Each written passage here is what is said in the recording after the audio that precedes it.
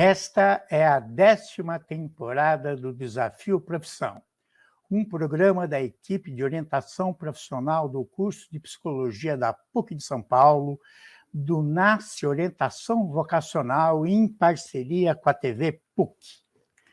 E hoje vamos falar de uma profissão já abordada no desafio, há 8 anos atrás. Vamos falar na engenharia de produção.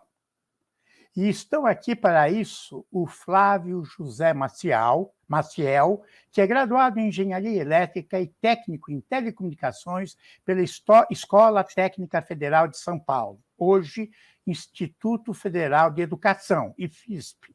Mestre em Mecânica, em Qualidade pela Unicamp, é professor dos cursos de graduação em Engenharia Civil, Sistemas Cyberfísicos e Engenharia de Produção, onde também é vice-coordenador na PUC de São Paulo. E o Bruno Rafael Salles Miguel, que é graduado em Engenharia de Produção pela PUC e tem especialização em Estatística aplicada pela FMU. É mestrando em Sistemas da Informação e Inteligência Artificial pela USP. Atualmente é coordenador de Ciência de Dados da Liberty Seguros Sociedade Anônima. Eu agradeço a participação de vocês. E vamos iniciar por uma situação inusitada, até mesmo engraçada, a respeito do trabalho deste profissional e de sua formação. Quem gostaria de começar? Flávio, você começa? Eu vou começar porque o Bruno ele tem uma situação que provavelmente causou muito mais prejuízo do que eu tenho certeza disso. Bom, a minha situação foi logo no início de carreira. Eu fui expatriado, né, durante a década de 90, bem depois da queda do muro. Trabalhava numa empresa alemã, achava que falava alemão e depois de uns 2 meses que eu estava por lá, eles me mandaram para uma fábrica do lado oriental, em Leipzig, né? Lembrando que do lado oriental o pessoal falava russo, né? Essa fábrica ela tinha uma tecnologia que nos interessava e eu fui lá para aprender como é que era a fabricação daquele produto que ia ser depois levado para o Brasil, né? Para a nossa unidade de São Paulo. E eu participei de uma reunião com 10 pessoas aproximadamente, né? Que falavam um alemão que eu não conseguia entender uma palavra. E eles não sabiam, não se comunicavam em inglês, só em russo, né? E eu não falo uma palavra de russo. Pois é. O detalhe todo é que não tinha internet nessa época, né? Assim, e tentar traduzir na hora era impossível.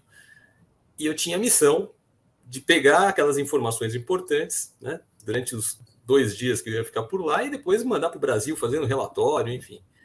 Foi uma saia justa, né? Porque assim, muita mímica, muitos quilos de documentos, né? À noite, de madrugada, traduzindo e tentando se virar. No final deu tudo certo, mas aí dessa história toda eu aprendi que hoje é engraçado, né? Mas na época foi um terror.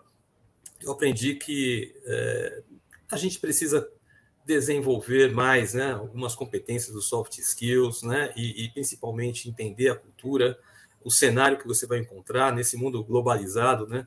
Engenheiro de produção, não só engenheiro, mas todas as profissões. Hoje é muito comum você falar com a matriz no outro lado do mundo, uma unidade no outro lado do mundo, e aí você precisa entender um pouco do cenário e se preparar, né? Porque a gente nunca sabe o que vai encontrar do outro lado, né? Isso e saber falar sempre ajuda muito na parte de negociação, né? Da cooperação, né? Essa foi minha inusitada passagem pela Alemanha Oriental, né? No século passado. Então, é bom que o engenheiro saiba inglês, alemão, chinês, ucraniano, russo, ele dá conta aí, francês também um pouco, claro, né? Sem dúvida. E você, Bruno, o que você tem a contar para a gente? Bom dia, professor. Aproveitando o clima da academia, eu vou contar uma situação inusitada que aconteceu comigo durante o curso de engenharia. Acontece que nós estávamos num exercício no laboratório de eletricidade e aquela coisa, 5º semestre, todo mundo com muito medo de colocar a mão na massa. E o exercício era uma montagem simples de um circuito, um resistor, um capacitor paralelo, coisa simples. E todo mundo com muito medo de colocar a mão no circuito. Eu falei, pode deixar que eu faço. Deixa comigo que eu faço. Deixa que eu resolvo. Olhando o circuito na lousa, eu falei, pode deixar que tá tranquilo. E aí eu montei o circuito e liguei a tensão direto no resistor. Quando eu fiz isso, surgiu uma chama, o resistor ficou vermelho, quase que pegando fogo na bancada do exercício. Deu 2 segundos, eu apaguei a PUC inteira. Todos os disjuntores da PUC caíram e o prédio inteiro ficou sem luz. E aí, eu e o professor, a gente teve que ir até o disjuntor do poste para rearmar o disjuntor, para a luz voltar. Uau. Então, embora o curso de engenharia é um curso muito prático, com certeza é um curso muito prático, mas é muito importante que a gente observe as orientações do professor e não queira tomar a iniciativa, né? Uma das piores coisas que existe é incompetente com iniciativa, né? Muito bem, então aproveitando sua deixa, vamos falar, vamos esclarecer o que faz o engenheiro de produção, o que é esse nome, engenheiro de produção? O engenheiro de produção, dentre as várias abordagens da profissão, o engenheiro de produção é o profissional que projeta sistemas produtivos que tem por objetivo final otimizar processos produtivos. E, para isso, o engenheiro de produção vai fazer uso de tecnologias, recursos financeiros, recursos humanos e recursos produtivos, sistemas produtivos, tendo como objetivo final sempre otimizar processos produtivos, né? Então, o engenheiro de produção, por fim, ele vai fazer uso de tecnologias, uso de metodologias e de processos produtivos para otimizar processos de produção, seja qual for a indústria, seja qual for o mercado. Professor Flávio, gostaria de complementar? Olha, eu acho que a grande vantagem hoje, né, que a gente tem quando contrata um engenheiro de produção é exatamente essa faixa larga no escopo de competências, né? Como o Bruno falou, né, é muito importante a questão da parte técnica, né? Isso, todo engenheiro, seja engenheiro civil, cyberfísico, né, você vai ter uma carga bastante específica, mas a grande vantagem da engenharia de produção, ao meu ponto de vista, é que ela vai trabalhar muito também em 4 áreas importantíssimas, né, que é a parte de planejamento, a parte de recursos humanos, a parte de estratégia, né, qualidade, né? Então, isso torna, né, o engenheiro, né, um engenheiro de produção, né, o que a gente chama de bombril, né? Ele serve para muitas coisas, ele é um sistemista, na verdade, né?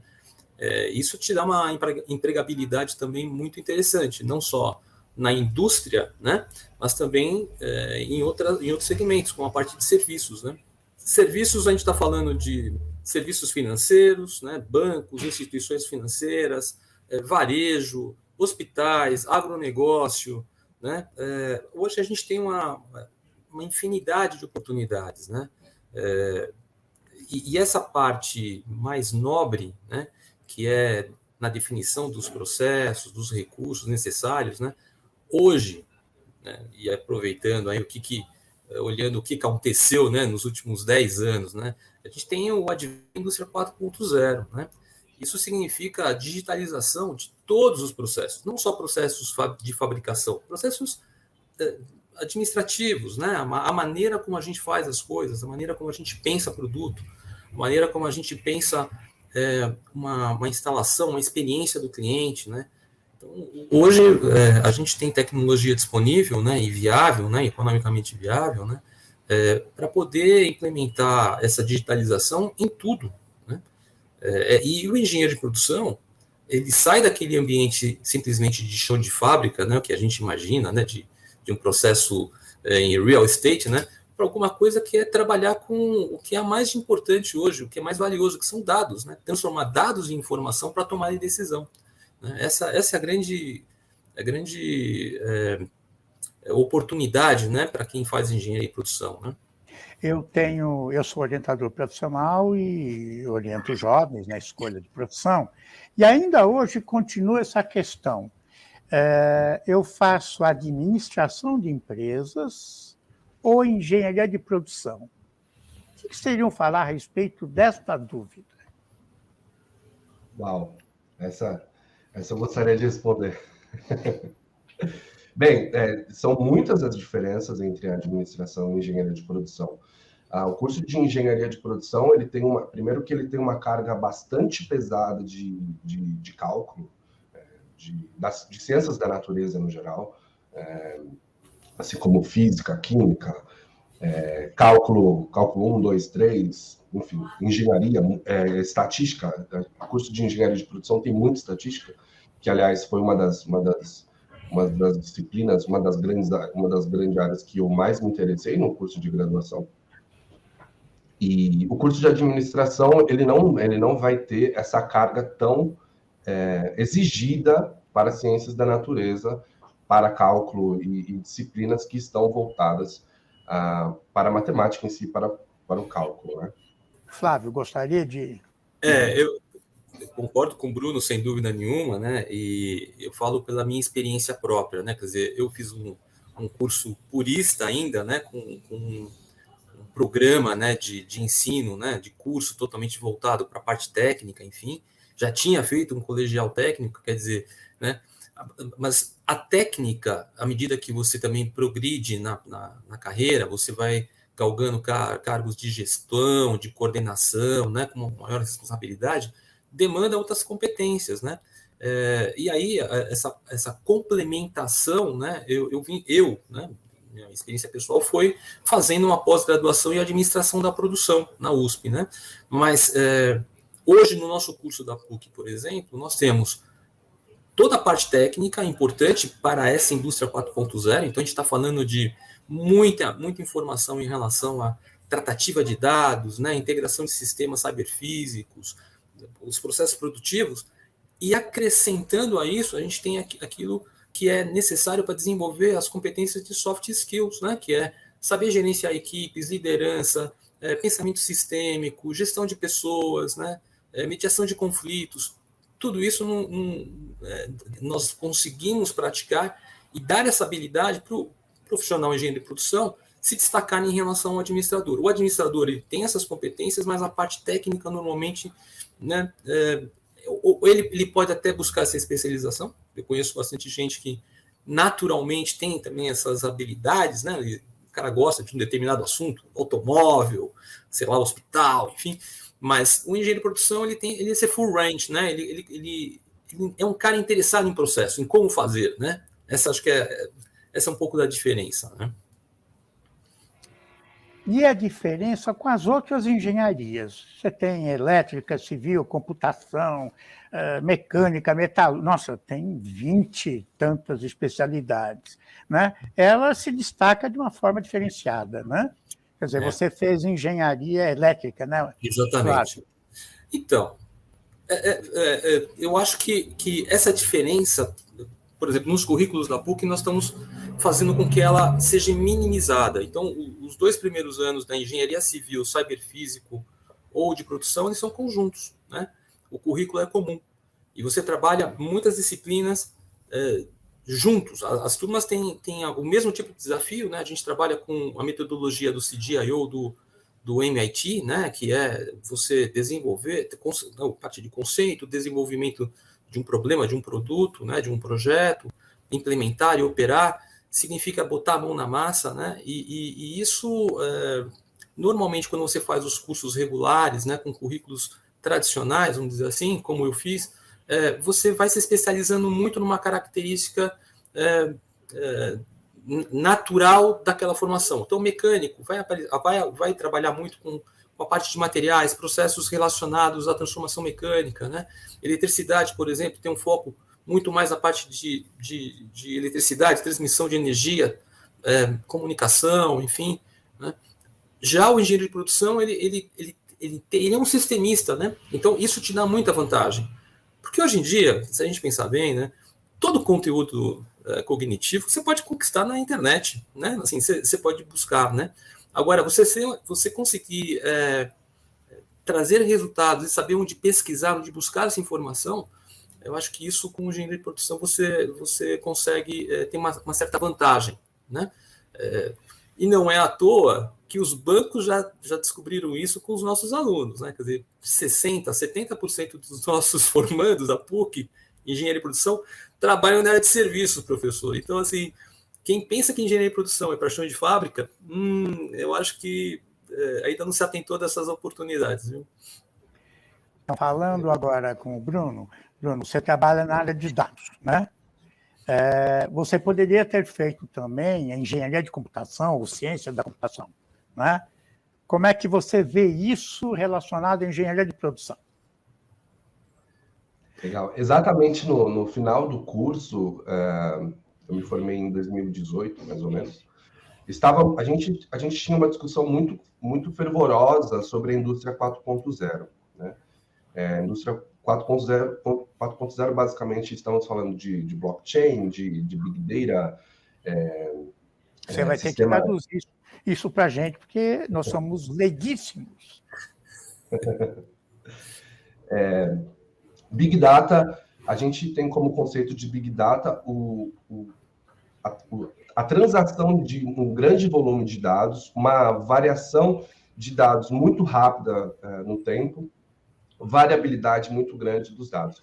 Como hoje a gente tem um volume de dados muito, muito, muito grande circulando pelos celulares, pelos computadores, pela internet, a Big Data é uma metodologia que procura estudar esses dados que mudam de forma muito rápida e num volume muito grande.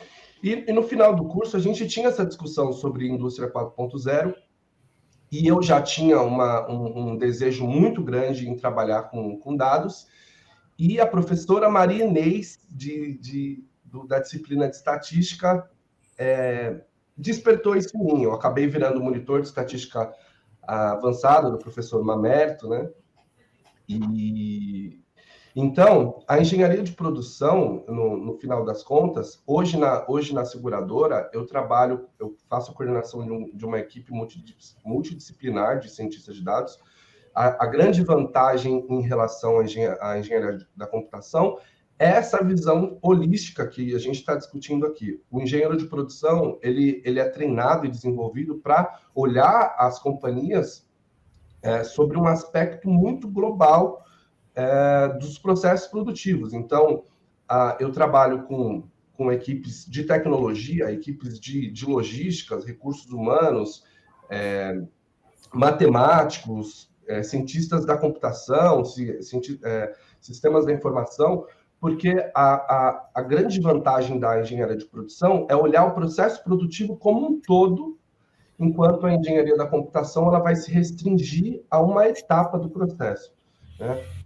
Então, complementando sobre a indústria 4.0, inteligência artificial, e é uma das minhas especializações, a engenharia de produção, no fim do dia, ela vai olhar a estatística, vai olhar a ciência da computação e vai olhar, sobretudo, o negócio pelo qual a engenharia de produção está trabalhando. Acho que essa é a grande diferença entre engenharia de produção e engenharia da computação. E na área, Flávio, de serviços, né? Vamos pegar banco, área financeira, né? Ele já sai com formação para isso ou ele acaba fazendo uma pós-lato ou estrito sensu, né? Olha, boa pergunta, professor. Assim, quando você pega o engenheiro de produção para trabalhar no banco, numa instituição financeira, ele já sai com uma vantagem absurda, né? Porque ele respira matemática, cálculo, né? Ele sabe estruturar, modelar, simular, né? E imagine a vantagem que você tem, né, em contratar um aluno de engenharia de produção que tenha essa bagagem, né? para aplicar em gerenciamento de risco, né, de transações, criptografia, organizar processos, porque muitas dessas instituições financeiras, grandes bancos, né, permanentemente estão em fusão, reestruturação de áreas de negócio, né, de processos, enfim. E isso, o engenheiro de produção, ele foi preparado para isso, né? Para fazer essa análise crítica, né? E entender qual é o problema, com que método eu posso resolver esse problema, né? Trabalhar muito com as competências de Seis Sigma, né? Que são tão desejadas pelo mercado, né? Que essas certificações, hoje, graças a Deus, nós conseguimos, de uma maneira inédita, né? Acho que é pioneirismo, incorporar dentro do nosso plano de curso, né? Então, um engenheiro de produção da PUC é o único no mercado, é o único que oferece as 3 certificações em paralelo junto com a formação do engenheiro. Ele já sai White Belt, Green Belt, Black Belt. Traduzindo, ele é um cara especializado em abordar problemas e resolvê-los. Desculpe. Não, explique essas 3 competências que você falou aí. 3. Na verdade, isso, na verdade, teve a metodologia Seis Sigma, né, foi muito utilizada e aplicada dentro da GE, né, na época ainda do Jack Welch, enfim, e a GE se destacou no mundo de negócios exatamente por fazer com que essa capacitação aos seus profissionais fizesse uma revisão de todos os seus processos, produtos e obtivessem lucros absurdos, né, ganhos absurdos. Por quê? Resolvendo problemas, agregando mais valor aos seus produtos e processos, mitigando a quase zero, né, uma série de problemas, né, defeitos. E essa certificação, ela se dá como no judô, né, que você tem as faixas, né, iniciante, você aprende um conjunto de técnicas e se gradua em White Belt, né. Depois você aprende um pouco mais de técnica e vai para Green Belt, né. E o Black Belt é o cara, né, master ali, né. Então, nosso aluno de engenharia de produção, nesse currículo novo, ele, durante o curso, ele vai se graduando, ele vai se certificando em White, Green, Black Belt. O que é o diferencial de mercado? Se a gente for ao mercado hoje procurar quanto custa, né, você fazer essa especialização, custa muito caro, né? Nós estamos falando de... Bom, varia, né, de empresas para empresa, mas nós estamos falando em média de 5 mil, 10 mil reais, e que podem incorporar ao seu salário um diferencial de 30%, 40% no final. Então, assim, as empresas gostam muito desse tipo de profissional e não importa onde ele vai atuar, porque ele sabe abordar um problema e tem método para resolver os problemas. Isso nenhum engenheiro mecânico sem uma especialização ou de computação vai ter. Então, essa é uma vantagem. Então, perguntando agora em relação ao curso, primeiro, houve muita evasão? Há muita evasão desse curso? Olha, nós estamos vivendo uma realidade bem diferente, né? Assim, nós tivemos muitos alunos novos, né, que entraram, né, que se matricularam no curso, né? Mas a retenção, né, assim, a evasão não foi grande, pelo contrário, né? Mesmo durante esse período de pandemia 2019 e 2020, né, 2021, a gente percebe que esse formato de curso nos ajudou muito a reter esse aluno. É lógico que nós estamos falando de situações bastante distintas, né, porque muitas famílias foram atingidas de uma maneira muito dura, né, em relação à crise, falta de renda, enfim, mas os nossos alunos do curso de Engenharia de Produção, eu comecei o curso há 2 anos, né, nesse formato novo, nós não perdemos nenhum aluno, né, então migraram talvez, né, para uma outra área dentro da própria engenharia, mas porque é um curso comum, né, 1º e 2º ano, mas a gente não teve grandes evasões, né. Bruno, os seus colegas, eles estão empregados na área? Muito curioso, professor. A resposta é sim, muito bem empregados. Eu conversava com o professor Marcelo alguns dias e eu precisava repor algumas vagas aqui na minha equipe. E aí eu fui procurar os meus colegas da PUC, no LinkedIn, essas coisas.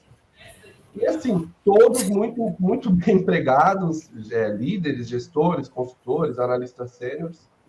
E eu fiquei a ver navios, porque não tive nem a oportunidade de chamá-los para entrevista, porque todos muito bem empregados.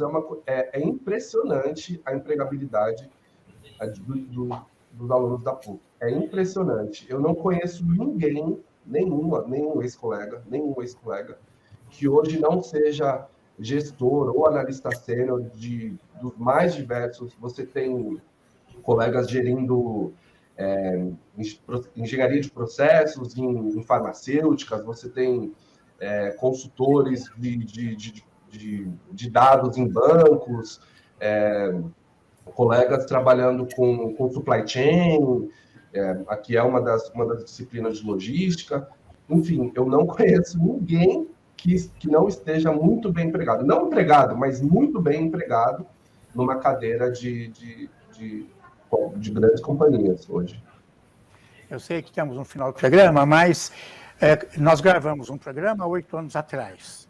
Vocês já apontaram importantes mudanças na profissão e na formação. Que outras, né, mudanças a gente pode apontar de 8 anos para cá? Olha, sem dúvida nenhuma, o aprender constantemente nunca foi tão forte, principalmente em programação, essa parte de digitalização das organizações, e não importa qual seja o segmento, ela vai transcender, como aconteceu, né, nas mídias sociais. Hoje todo mundo, de alguma forma, tem lá um perfil no LinkedIn, Instagram, Facebook, enfim, né? Imagina que nós temos aí 70 bilhões de equipamentos para serem interligados, né, e para conversar entre si, gerando dados e oportunidades de melhoria de processos. Então, não importa, né, onde você esteja, você vai se deparar com essa tecnologia. E missão do engenheiro, e qualquer profissional, mas engenheiro de produção especificamente, é exatamente entender essa transformação digital e estar junto com ela, né? Assim, ele é o protagonista nessa história, né? Então, ele vai apoiar muito porque ele tem essa visão sistêmica, né? Ele atua na teia de valor, né? Na cadeia de valor. A gente fala hoje de teia de valor, porque ela é tridimensional, né? Então, assim, o que vai mudar? Você vai precisar saber dados, você vai precisar conhecer dados, você vai ter que se envolver com tecnologia mais cedo ou mais tarde, não tem jeito. Muito bem, eu agradeço as contribuições e até o próximo Desafio Profissão.